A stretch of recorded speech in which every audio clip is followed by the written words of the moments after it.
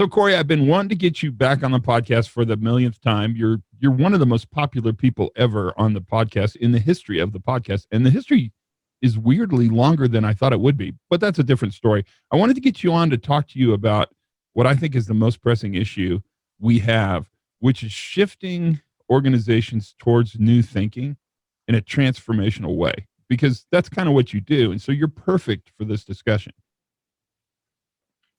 Todd, yes, that's thank you for that. It's always lovely to come onto your show and onto this podcast, because this podcast is very popular and very well listened to, and it influences a lot of people's thinking. So I'd appreciate the opportunity to do that. But I was actually thinking, since you talked to me, let's do another podcast. I'm going to spring a surprise on you. Okay. Here's the surprise. I'm ready. You've been doing these podcasts for how long now? More than 5 years. More than 5 years. And you always have a guest, and you quiz the guests and you challenge them, and it's a great listening for people. And a lot of people, as I said, learn from this. But you've never been the focus of the podcast. Right. Your own podcast. Right. On purpose. I always think people don't want to hear from me. They want to hear from the cool people that I talk to. Well, today I'm going to turn it around. Really? That's a surprise? I'm going to be the host on Todd's podcast. Okay, let's do it. I was hoping going to be the guest. I was hoping you were going to jump out of a cake. I guess my idea of surprise is different than yours. I think I think this is the best surprise. And I think it'll be fun, because you'll just roll with it like you always do. I'm ready. Here I'm going to go. So I'm going to introduce you. Okay, take it away, brother. Todd, and I'm not going to go through all the formal stuff that Todd has and does. I'm going to go through and introduce Todd as an amazing, perceptive colleague of mine. An amazing, perceptive guy who can actually look with great insight into organizations, and have been doing this for many years. I remember, and Todd and I met very much on a trip to Australia. And you remember the trip to Australia with the Safety on the Edge workshops that we did with Sydney Decker? Yeah, I remember those. I think the first time we met would have been in San Antonio, but we didn't really get to hang out because it was really no, we didn't hang out. That was the first big meeting they did on kind of the new view. That's right. Yeah. And you and I were both kind of the keynote guys, but I don't know why we didn't get to meet up. It's weird. Yeah, I wasn't going to be famous then, because I didn't have the actor's voice yet. So exactly. You weren't interested in me because I wasn't famous yet. Yeah, that's it. That must have been it. Yeah. But Todd, you were famous already then, and then we went to Australia together. And I've seen how Todd can mesmerize people with not with fancy terms, but with talking at their level. And this is what these podcasts have been.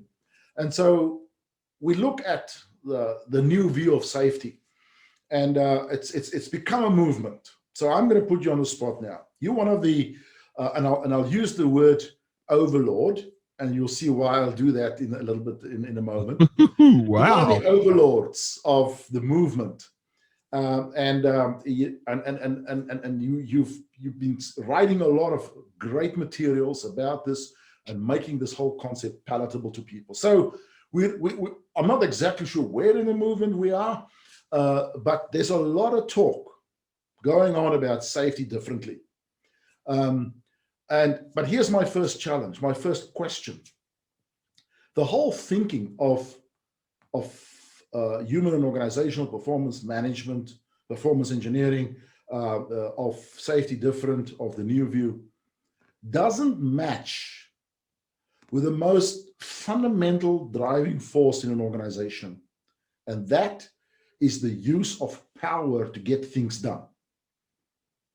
We need and have power to make things happen. When we talk about the new view, we almost say to people at the top of the organization, you must give your power away. That's the most difficult hurdle, I think, that sits there. There's this incompatibility. What do you say?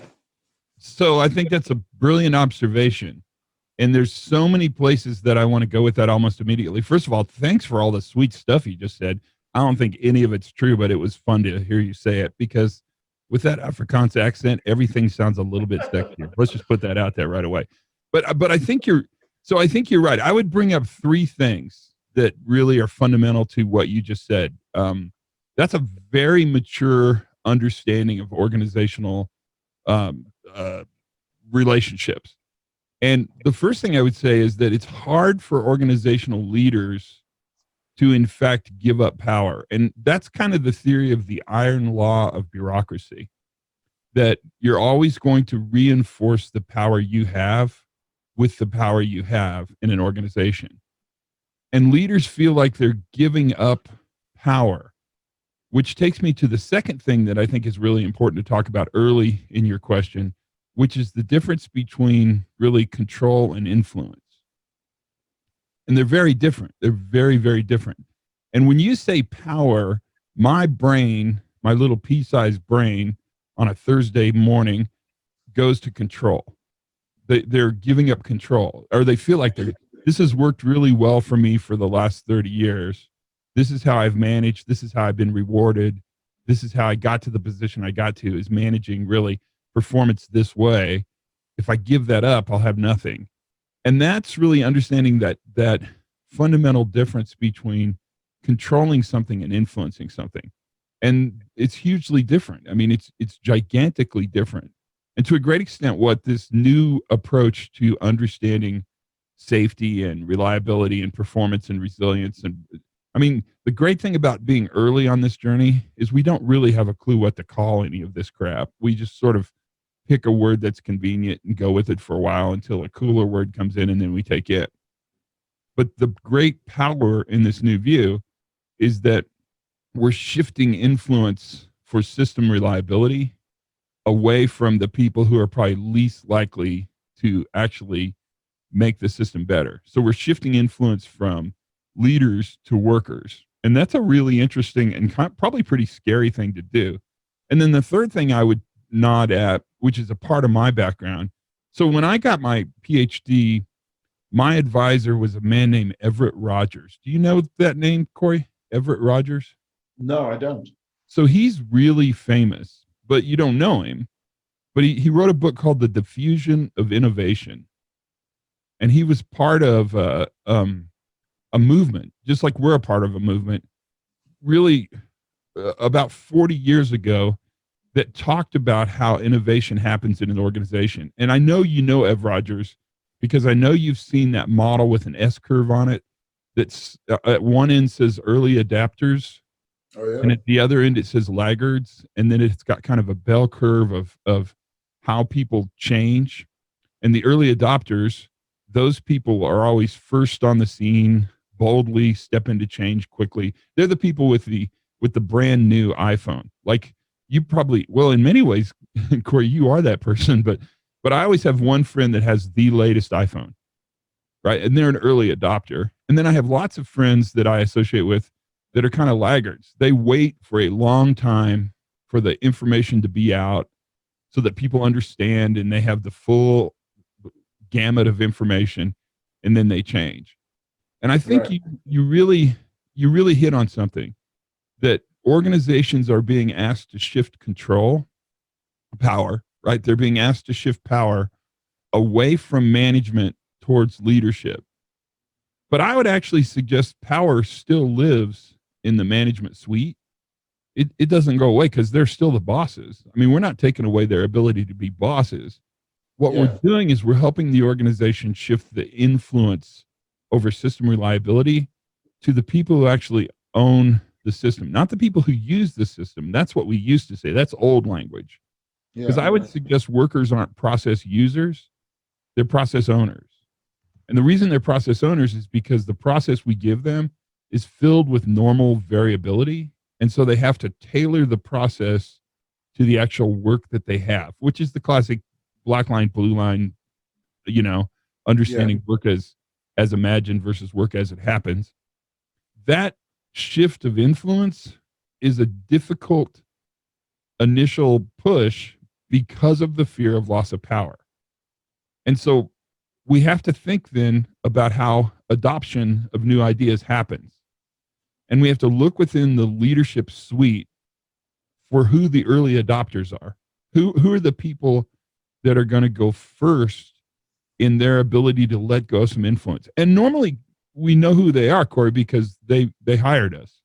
Yeah. I mean, we didn't sneak into the boardroom, right? We didn't sneak into the senior leadership meeting because they don't ever let anybody sneak into those meetings. We were invited into those meetings.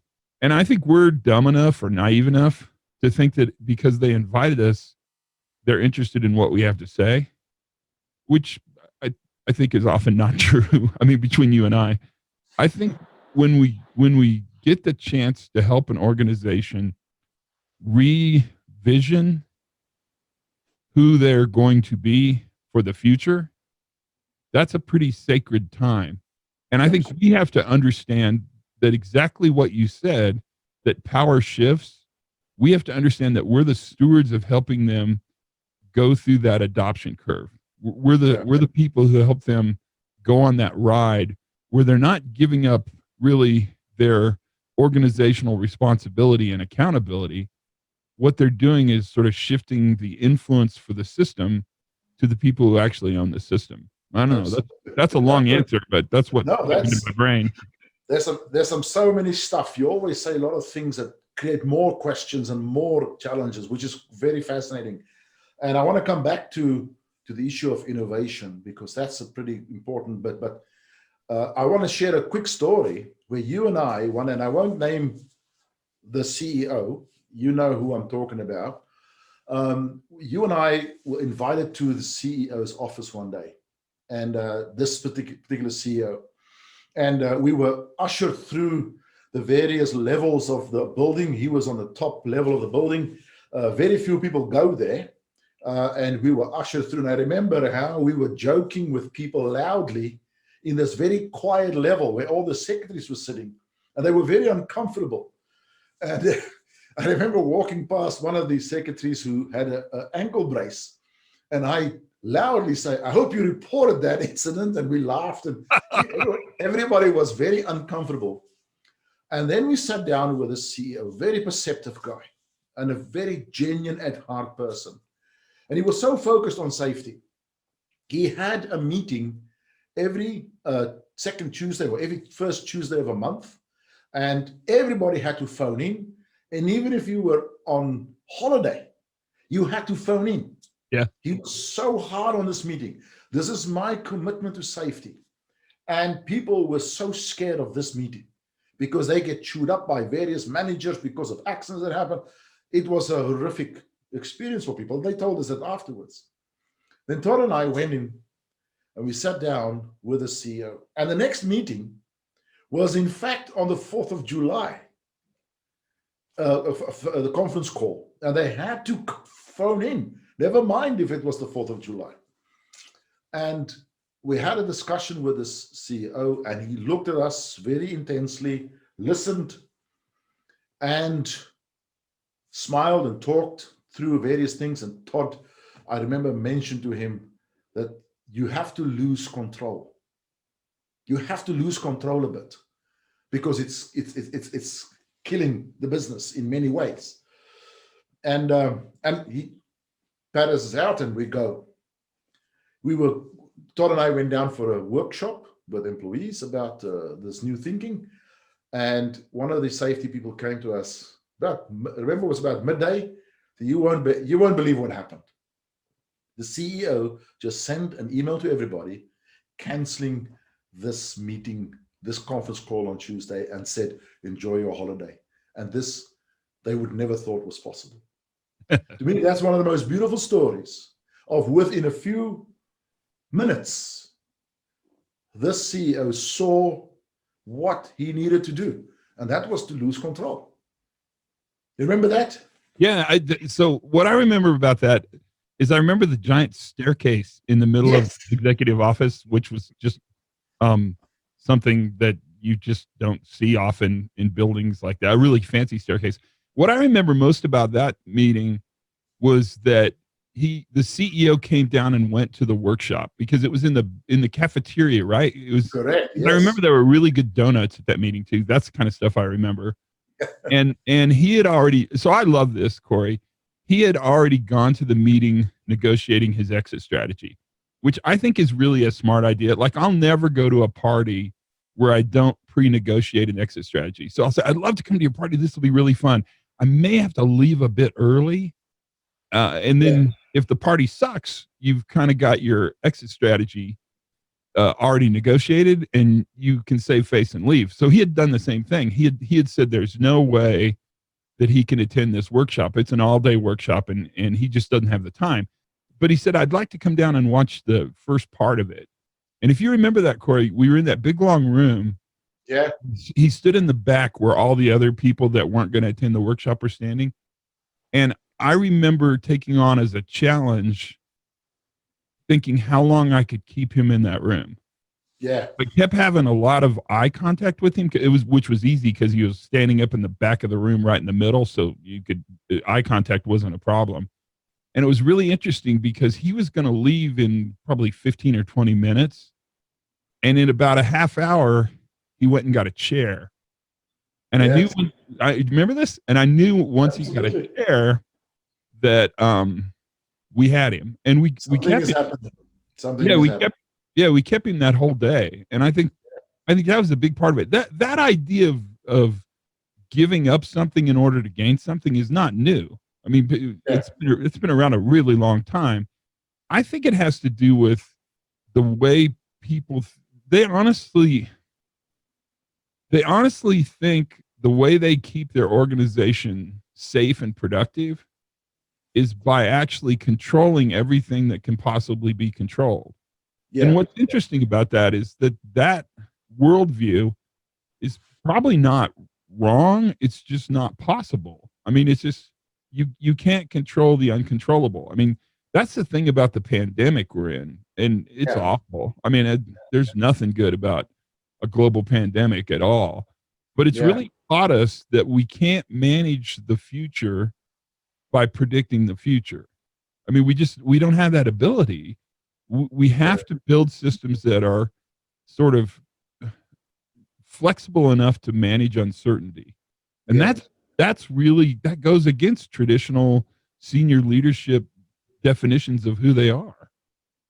Let me extend this a little bit, because you mentioned innovation and the diffusion of innovation. Now, if we look at, have you read that book? No, I may have. I can't recall specifically. So that is Malcolm Gladwell's favorite book. Oh, so, I have a look at that. I probably don't need to say anything other than that. That book is incredibly well written, but more importantly for what you do around transformation, it should be the very foundation, not of your work, but of how you think about your work. Rogers is amazing. The whole 6 degrees of separation, all that comes out of that notion of diffusion of it. And what Rogers studied, he was amazing, actually. He was a great advisor. What he studied, he grew up in Iowa in the United States, and he studied hybrid corn. And he studied farmers who planted hybrid corn seeds. And this is in the, honestly, this is in the 40s and 50s is when he did this study. Yeah. And he watched what type of farmer would use the latest, I hate to say this word, but genetically modified corn seed. So all corn is modified. Yeah. I mean, it has been since the Incas grew it in South America, when it was just a plant that existed on one continent, right?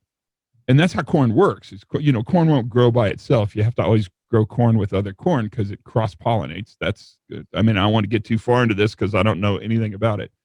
But because he studied how corn diffused, how hybrid corn diffused, he really early on, he was thinking about this idea of how new ideas move in an organization and how they transform an organization. It's remarkable stuff. I mean, he's earth-shattering in a way. It'll sort of blow your mind.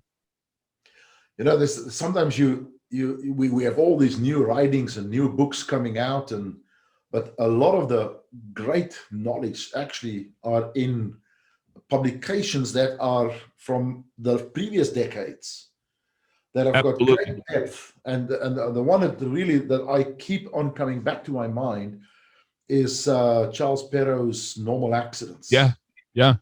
Everybody in some circles know about the book, but rereading that book is so enriching all the time. And it's a bit like what you talk about this particular book of Rogers. I will certainly have a look at that. When Perrow wrote that book, that was really controversial and hated, and people discredited it. And it's a lot like a movement, right? A movement, when you start to think differently about a firmly held belief, at first it's really frightening and scary because of the idea of giving it power, losing control. And then if you look at that diffusion curve, the more people who have these new ideas, the more these new ideas are acceptable. Think about when we did that trip to Australia, which I bet was, how many years ago do you think that was? 6 or 8, probably? Yeah, I think it's 6 years ago. Yeah, maybe even further, right? And the people that came to listen to us were really early adopters. Yes. They were curious and interested. And that's one of the things that's so interesting about the work we do, is that for a while it was easy to do it because the people who came to the workshops we give sort of self-selected. They chose, they wanted to hear this new view. They understood that the traditional way to manage safety was not sufficient enough. Now that we're in the middle of sort of, I don't know if we're in the middle, but now that we're farther down the diffusion curve, now we're starting to have some people really push back, which is pretty predictable and kind of normal if you think about it in retrospect, right? Because now we're having organizations be a part of the discussion that really aren't as curious. They're not as aggressively early adopters. And that's been interesting. I don't know if you've made this observation, but it's interesting how whole industries globally adopt these ideas. And I guess it's because industries are pretty fraternal with each other, and there's a lot of peer pressure. But like if one oil and gas company goes, they're all going to go. Yeah, if it's actually one of the top ones, and then they go. Yeah, and then they all go.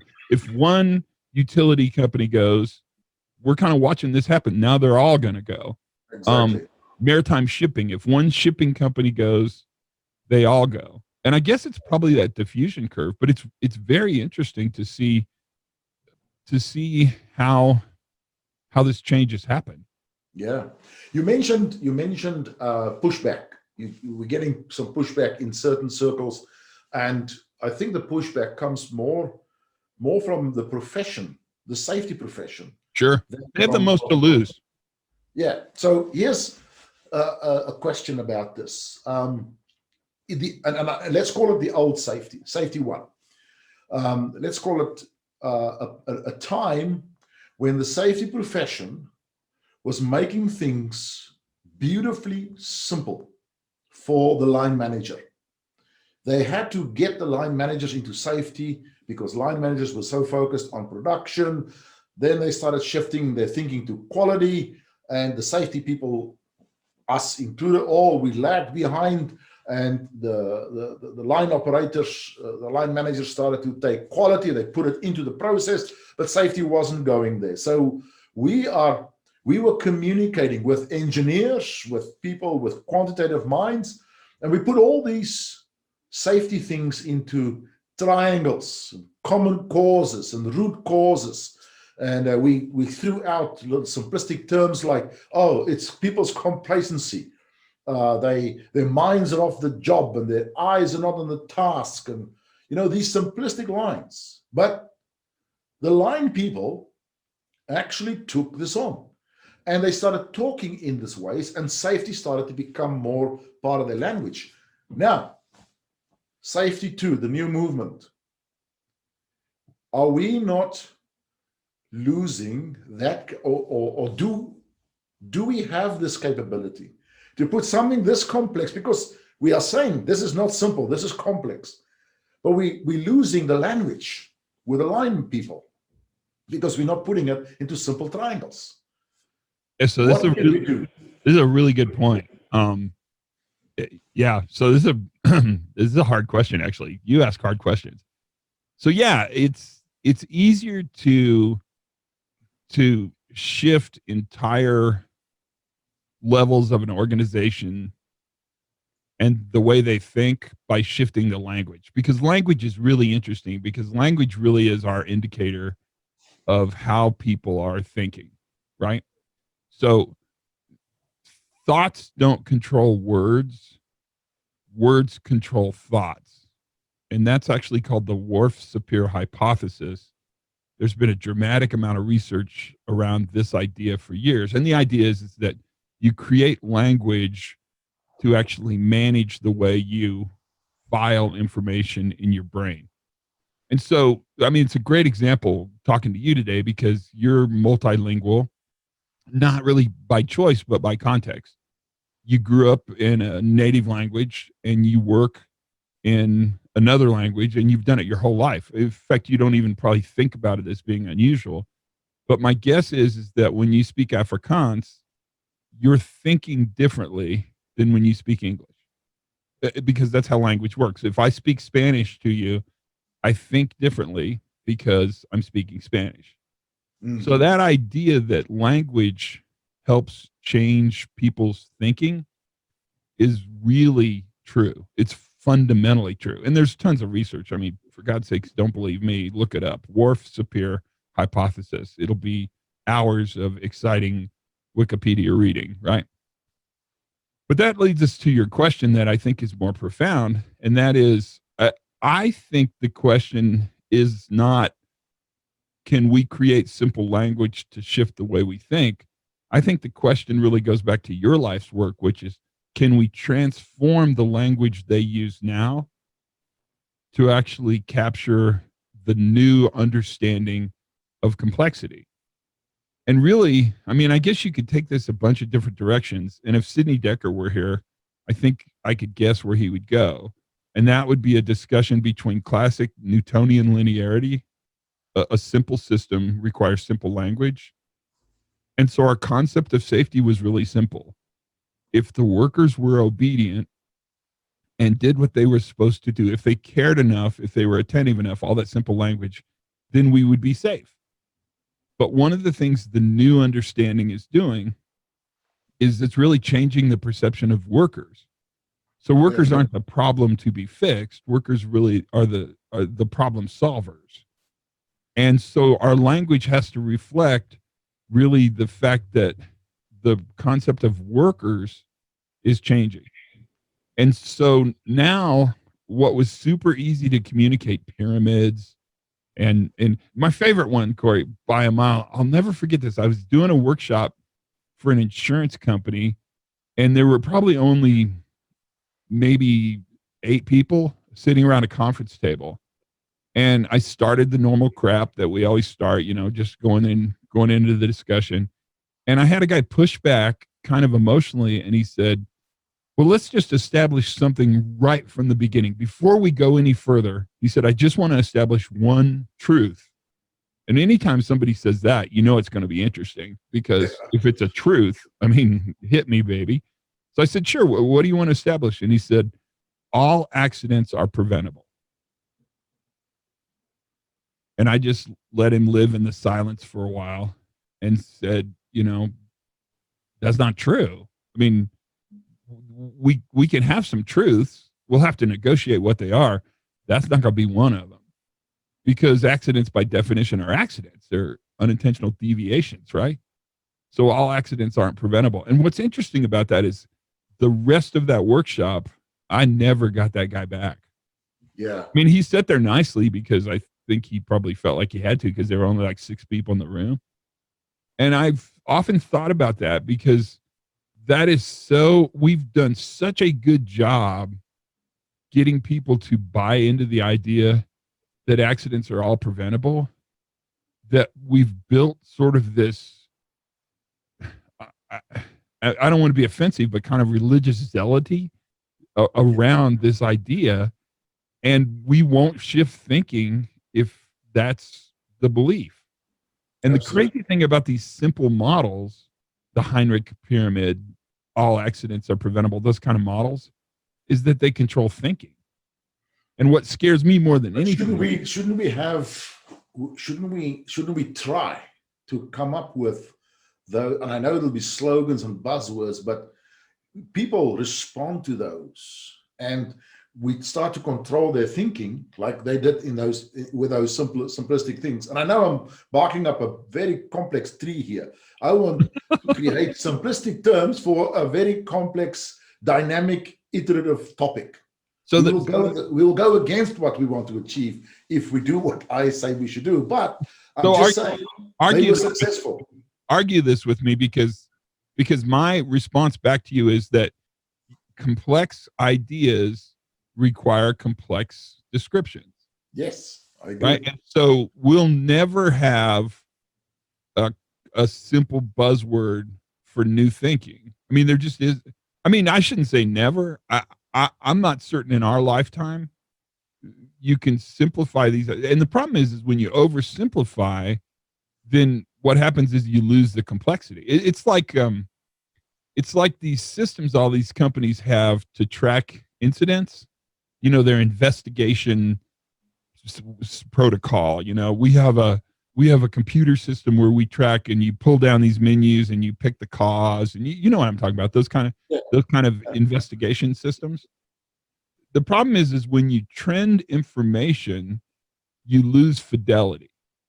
And so instead of describing what happened, you pick the pull down menu that most accurately reflects what happens and still fits in the accounting system for the organization. Well, that same idea is what we're struggling with now, is that we want to find simple ways to talk about complex ideas, but there aren't probably very many simple ways to talk about complex ideas because they're complex ideas. Yeah, but we have one, and a few have already started to come through. If you say, and you say this a lot with great meaning, safety is the presence of capacity. Right. It's a loaded statement, but it is something that people can latch onto, and they can work with that against the older statement. They have to define capacity. See, the problem with finding the sloganism, which I'm super guilty of this. This will chase me to my grave. You know, the idea that safety is not the absence of accidents, it's the presence of capacity, which I say all the time. Or the one I say all the time is, you can either blame and punish or learn and improve. Those are catchy slogans that leaders can grab hold of and actually, exactly. I think they have influence. The challenge is really, the reason I use the word complexity is not that I'm in love with the word complexity. Complexity or capacity. Sorry, oh God, I shouldn't be keeping this. It's almost the same. Yeah, the reason safety is the presence of capacity is because I dare you to define what capacity means. Yeah, it's a term that encompasses complexity, exactly. Right? Yeah. I used to say safety is the presence of safeguards, presence of defenses. All those things are true. Presence of barriers, presence of controls, and depending on the crowd, I'll pick and choose which one to use. But ultimately, when I talk about this notion of capacity, I'm trying to find a word that allows us to accurately accept the fact that our systems are more like Jenga blocks and less like dominoes, which that's another. I mean, so the Jenga stack is it's stunning. Yeah, it's a stunning oversimplification and visualization of complexity. Yeah. But it works. I mean, it works really well because it really is about the best model I can think of for a complex system. I mean, it's just a bunch of wooden blocks, but it meets all the tests. It's interrelated, interconnected, interdependent. And so it manages that. But your point is well taken. I mean, and part of what I'm noticing, I'd be curious to see what you think too, is that the longer we have these conversations, the easier these conversations are becoming. When you say safety is the presence of capacity, and you said earlier on, I challenge you to define capacity because there's such a loaded concept, and you're absolutely right. That is probably the challenge to determine what is capacity in the organization. And this links up also with the term risk competency, that we've used a lot in our work. So the way we define safety or capacity as follows. It is the readiness to randomly respond to risk in the organization. And each one of those components makes up the concept of latent metrics. So readiness, we have developed metrics for that readiness. To randomly, and we've got metrics for randomly. Respond, metrics for that, and risk, metrics for that. So this is what we call resilience metrics. And I think that the definition of safety as the readiness to respond to risk is a very powerful way of defining how you can be focused on the risk side of the equation, how you can focus on the next risk. And if you remember that little model of Holnagel, what has happened, what is currently happening, monitoring, as you mentioned, what can happen next, and then what else can happen. And that area of what happens next, what else can happen, for that we need the capacity to be ready to respond to risk all the time. And to me, that makes up resilience. So that's the definition that helped me a lot in understanding where to take transformation in an organization to. Once you've got that definition as your definition of safety, everything in the organization changes. Every aspect of your systems, of your processes, right upstream from your culture, drives this readiness at the front end, which defines risk competence, which to me defines safety or safe. We are starting to create the language, and a lot of people are starting to create the language, but that language is what's going to make the movement become embedded.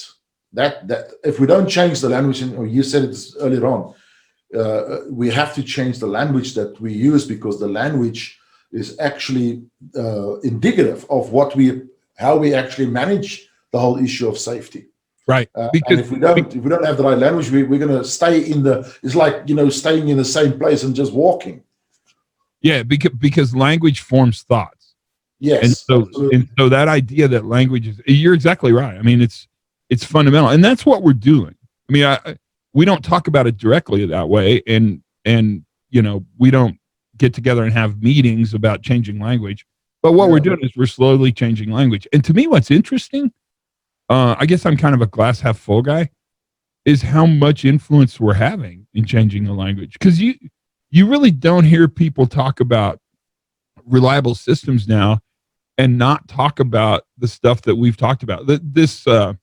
So for people listening, there was a Formula One crash this weekend, a really fiery, super dramatic Formula One race car crash, flames and wheels flying up, and it was a crash.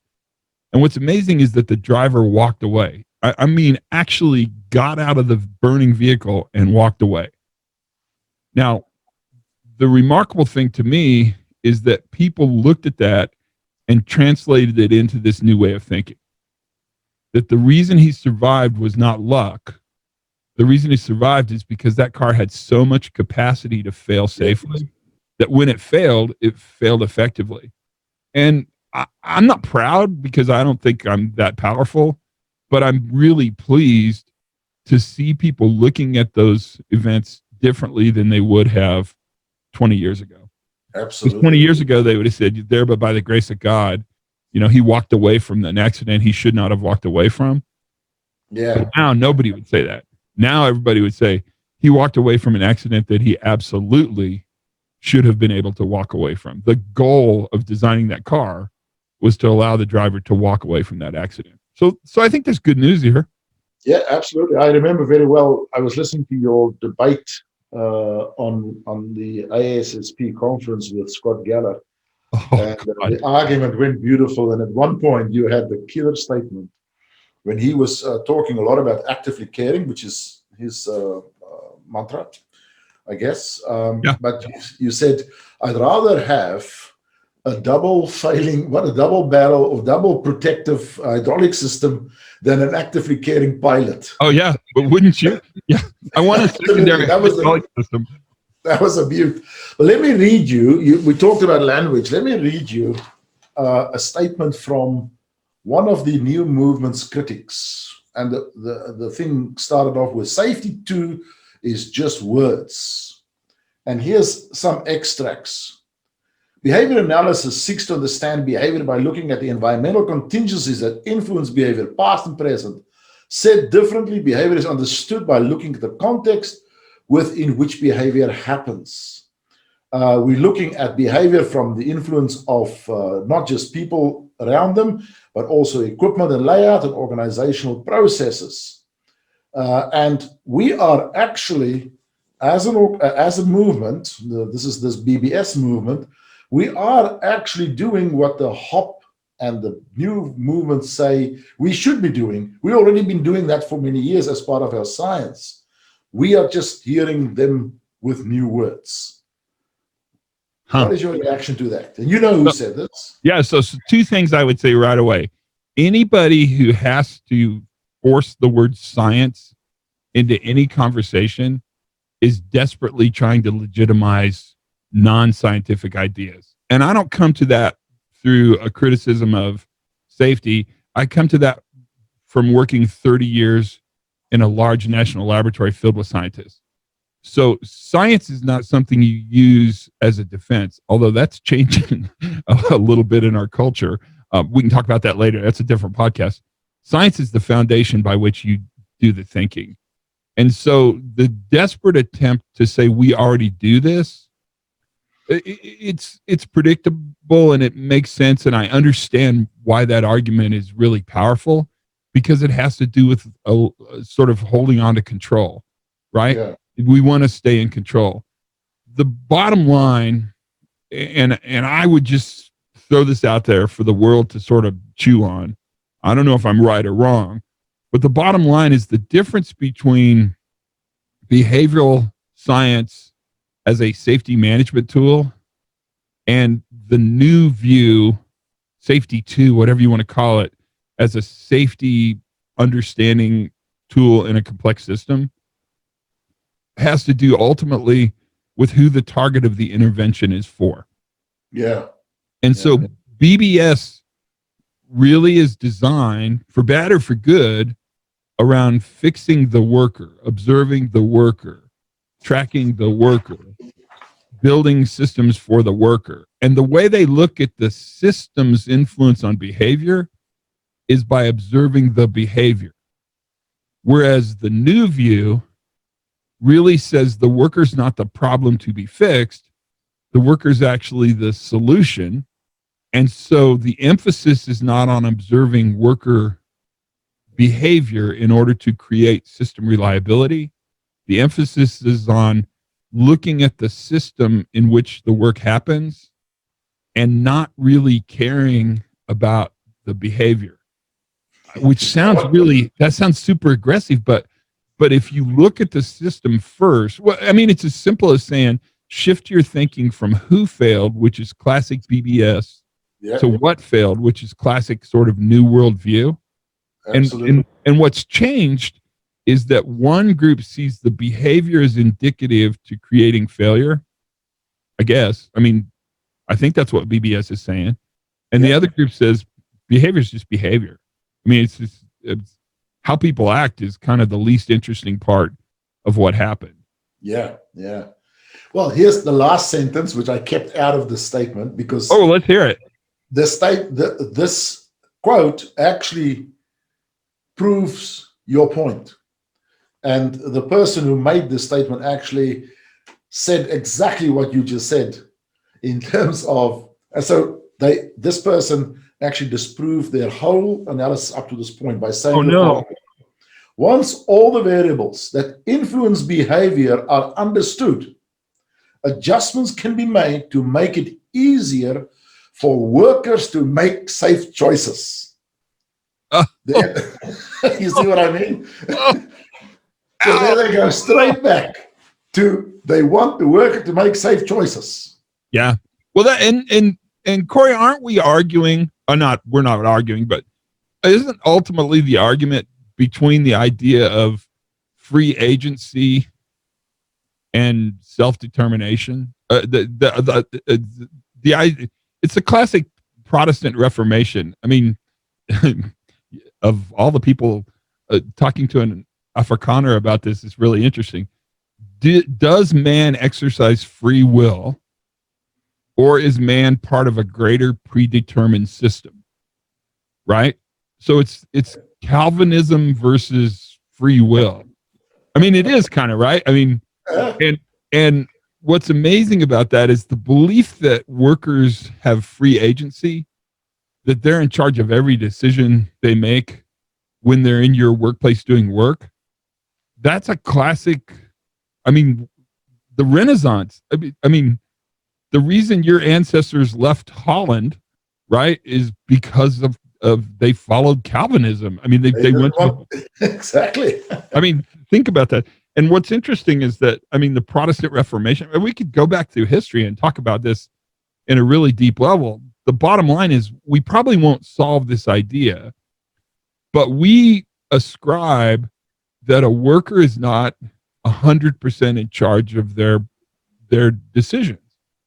That decisions in the workplace are influenced by really the system in which the decision is made. Yeah. And we know that's true. And even the guys in the BBS world, or even the guys who hate the New View and write about it all the time. I never read those guys, so I don't really give a crap. But we know that's true because there's an entire industry around advertising, right? Yeah. There's a reason we buy the products we buy, and it's not because we think one kind of flour is better than another kind of flour, or one kind of car is truly better than another kind of car. It's because we're in a context all the time that tells us that you'll be better, happier, thinner. The hair on your head will be gorgeous and thick if you use this kind of soap, right? Or right? And I also don't use that soap. Yeah, me either. I would though, right? I would. Yeah. The interesting thing about that is that fundamentally that's a really interesting struggle, and that's really the struggle we're dealing with. But oh my gosh, if we talk about it that way, we'll lose people forever. I mean, absolutely. It's a fascinating discussion, but yes, we will create more enemies. but that's, I mean, to an extent, if you think about it, you can't think about what we do or what's happening in the world, and we're a little part of it, without thinking about the tension between predeterminism and free agency, because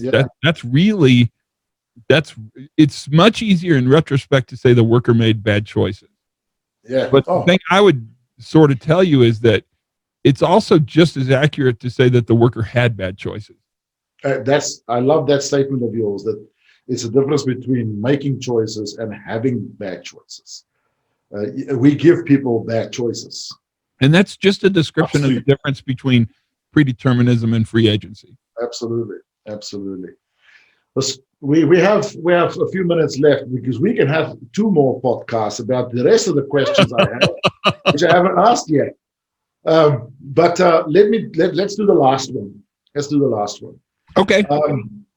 There's any movement, and you think about, and I always like to look at the total quality movement that completely disappeared because it became integrated into the operations of the businesses, and that's where it should live. And that's what we want in safety too, because we want upstream integration. But lo and behold, safety seems to hang on to its bolted on thing, to its let's put more barriers into place of the production process. Let's make the barriers smarter and leaner, but we kind of not get to that integration. To me, that's another topic that I want to talk to you on another occasion about. But we have, unfortunately, in our industry, all movements have, and you may have seen this written in this one guy in LinkedIn talking and accusing us of being overlords and consultants who's on for a gig. That's why you use the word overlord. Oh, Yeah, I get it. So I don't read any of that crap, so I don't ever know. Yeah, so you're one of the overlords, and I'm one of the consultants who loved to use new terms and so on. That's what he's saying. But here's the thing: every time there's a movement, we have this huge flurry of consultants entering the market, and as the mode or as the flavor changes, these same consultants just change their today, or maybe say 10 years ago, everybody was a behavioral consultant. Then we started to get into the most recent one it irks me a bit is everybody's now into neuropsychology or psychological psychology. Yeah. Now here's the thing: the same people now suddenly call themselves HOP consultants. Is this inevitable? Yes. Is this helpful? No. What needs to happen with it? I mean, these are really good questions. So I would say before we get started on this discussion that I'm surprised it took so long. I thought this would happen years ago. I mean, I thought there'd be 1 million people hanging out a shingle to talk about sort of human performance. Back when Shane and Tony and Bill and myself and Kim, the whole gang from the DOE back, this is 20 years ago, when we put together the DOE handbook and put it out on the web, and we co-opted a lot of the information from Info. I thought, well, here we go. I mean, everyone will pick up on this and run with it, but they didn't, which surprises me. Now it's actually got enough emphasis that you're starting to see more people talk about it. So I think you said two things that are really important and sort of answer your question. One of the things about the quality movement, and it was a movement, right? And what it did was it shifted the way we thought about where quality belongs in an organization. And the way it did that, you're exactly right. The way it did that was by helping move the definition of quality from an outcome to be achieved to a process to manage within production.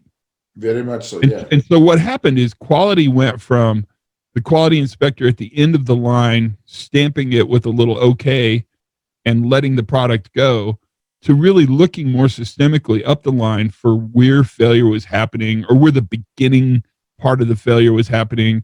And they would fix the quality problem earlier and earlier in the process. I would guess, at least I hope, that's exactly what happens with safety or resilience or reliability. It's all kind of the same thing in this conversation. And that is, we'll move safety from, you call it a bolt-on, which is a really good software term to use. Actually, that's a hardware term to use. Safety will move from an outcome to be achieved to really a process by which we do our work. To do that, however, we have to crack the code around what we measure. Yeah. And the problem we have is that we measure safety and really hold leaders accountable, hold facilities accountable to really these safety metrics. And so, as goofy as it is, and we all can laugh about this, is we measure the ability for you to have a safe organization by counting the number of people you hurt, right? Yeah. And so that's dumb. And we've always known that's dumb. It's also kind of unfair and mean. That means every leader is one sprained ankle away from being the worst safety leader in the world, right? And sprained ankles are sprained ankles. What I think is interesting is that the pandemic, which is, I think, going to be remarkably influential, not in the millions of people that will die or not in the way we diffuse vaccines, but I think it's going to be remarkable in that it's moving organizations from being aligned to optimize efficiency to now being much more sensitive to optimizing resilience. And what'll change in this I'm guessing, Corey, I need your help on this, but I'm guessing, is what's going to change is really the difference between measuring and monitoring, which is something Carl Weick has been talking about for 30 years, or Kathleen Sutcliffe, or the whole gang, the Berkeley gang, Carlene Roberts, Todd Laporte, all those guys. They've been talking about one of the pillars of high reliability being monitoring. And I think in the old days, I got what monitoring was. I mean, that's monitoring. But I think in the old days, when I heard the word monitor, I thought of the word measure. One of the things that's coming out of the pandemic is that the metrics we've traditionally used to strategically manage business operations are not as functional.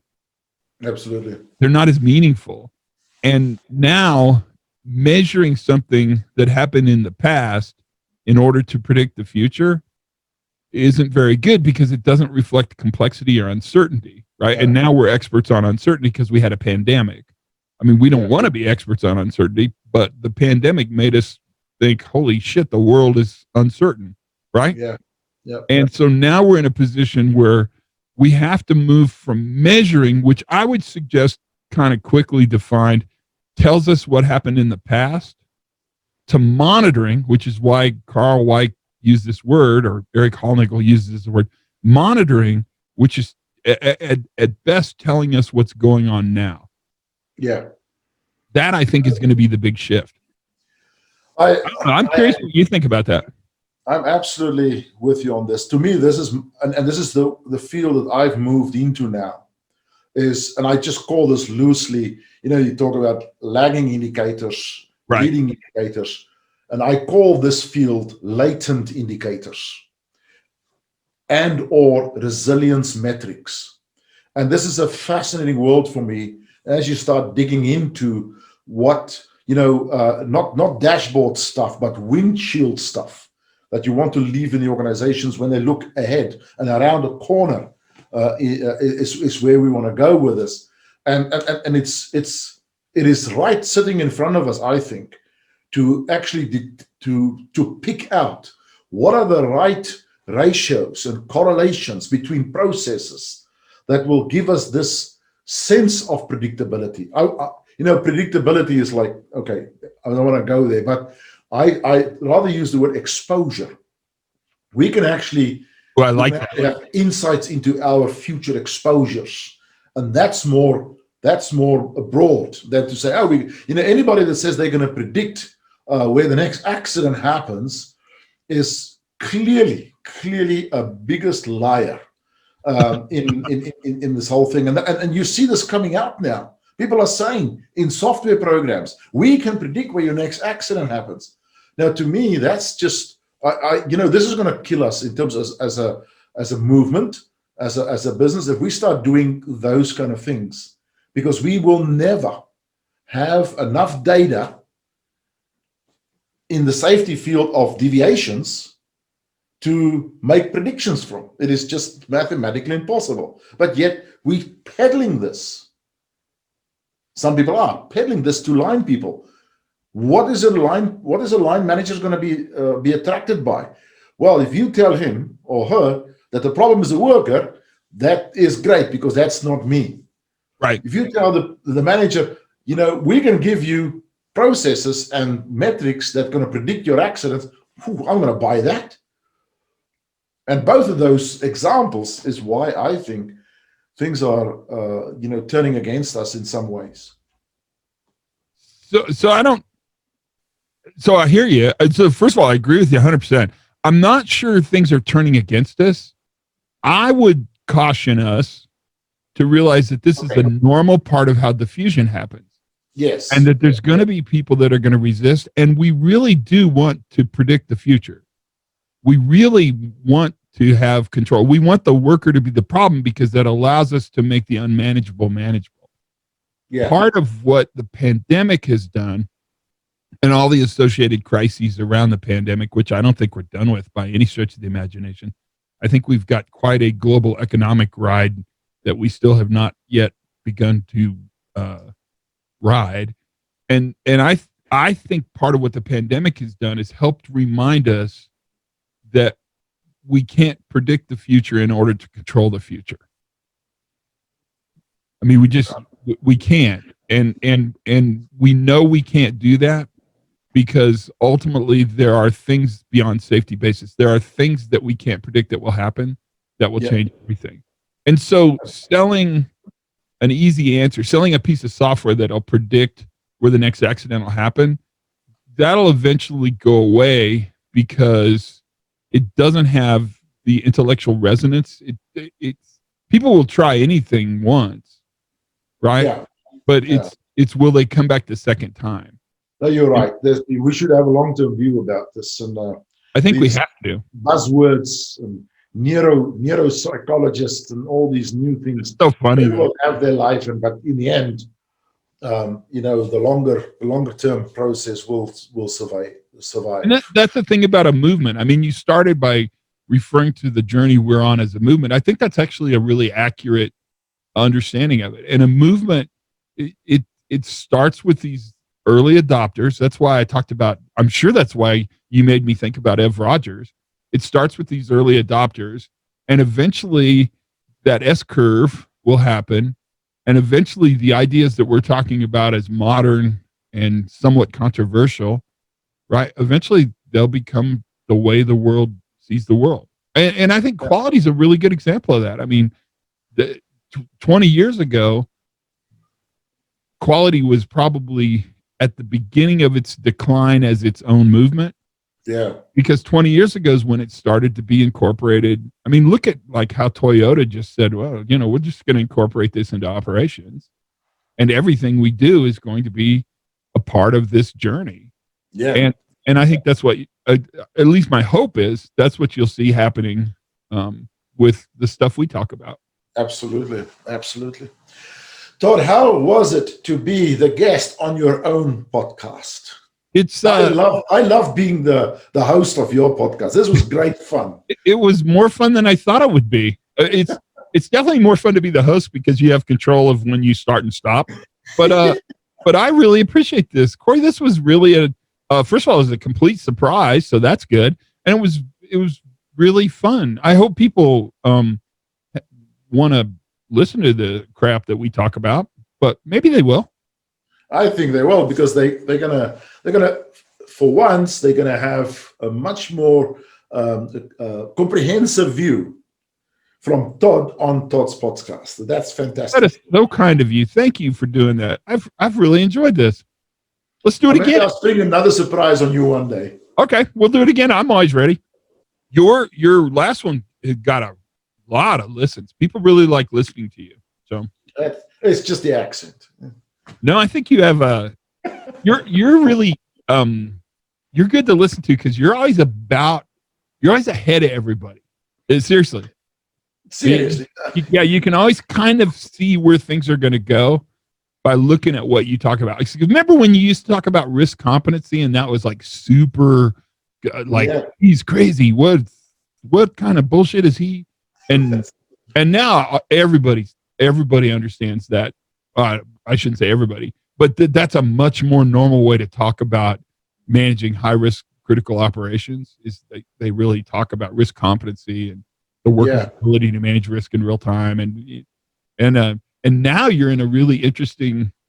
I mean, you're just kind of ahead of everybody. You're in a really, the whole notion of exposure as opposed to dashboards that's where it'll go. I mean, that's obviously where it's going to go. It's very exciting. Yeah.